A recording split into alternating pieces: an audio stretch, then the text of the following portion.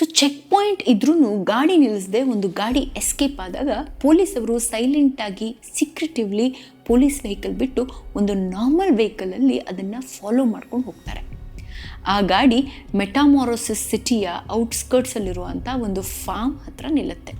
ಅದರ ಹೆಸರು Santa Elena ranch ಅಂತ.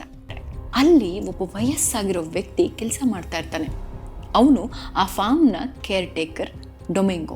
ಯಾರು ಈ ಫಾರ್ಮ್ ಓನರ್ ಅಂತ ಕೇಳಿದಾಗ, ಅವೆಲ್ಲ ನಂಗೆ ಗೊತ್ತಿಲ್ಲ ಸ್ವಾಮಿ, ನಾನು ದಿನ ಬರ್ತೀನಿ, ಇಲ್ಲಿ ಕ್ಲೀನಿಂಗ್ ಮಾಡ್ತೀನಿ, ಇಲ್ಲಿರೋ ಪ್ರಾಣಿಗಳಿಗೆ ಊಟ ಹಾಕ್ತೀನಿ, ಇಷ್ಟೇ ನನ್ನ ಕೆಲಸ ಅಂತ ಹೇಳ್ತಾನೆ. ಇವನಿಗೆ ಇನ್ನಷ್ಟು ವಿಷಯ ಗೊತ್ತು, ಆದರೆ ಬಾಯಿ ಬಿಡ್ತಾ ಇಲ್ಲ ಅಂತ ಪೊಲೀಸರಿಗೆ ಡೌಟ್ ಬರುತ್ತೆ. ಒಬ್ಬ ಪೊಲೀಸ್ ಆಫೀಸರ್ ಅವರನ್ನು ಕಾನ್ವರ್ಸೇಷನಲ್ಲಿ ಎಂಗೇಜ್ ಇಟ್ಟು ಮತ್ತೊಬ್ಬ ಪೊಲೀಸ್ ಆಫೀಸರ್ ಆ ಫಾರ್ಮಲ್ಲಿ ಏನೇನಿದೆ ಅಂತ ಕಣ್ಣಾಯಿಸ್ತಾ ಒಂದು ರೌಂಡ್ ಹಾಕ್ತಾನೆ. ಕೆಲವು ಗಾಡಿಗಳನ್ನು ಅಲ್ಲಿ ಪಾರ್ಕ್ ಮಾಡಿರ್ತಾರೆ. ಹಿಂದೆ ಸೀಟ್ ಮೇಲೆ ಒಂದು ಲೇಯರ್ ಆಫ್ ಡಸ್ಟ್ ಕೂತಿರೋ ಹಾಗೆ ಕಾಣಿಸುತ್ತೆ.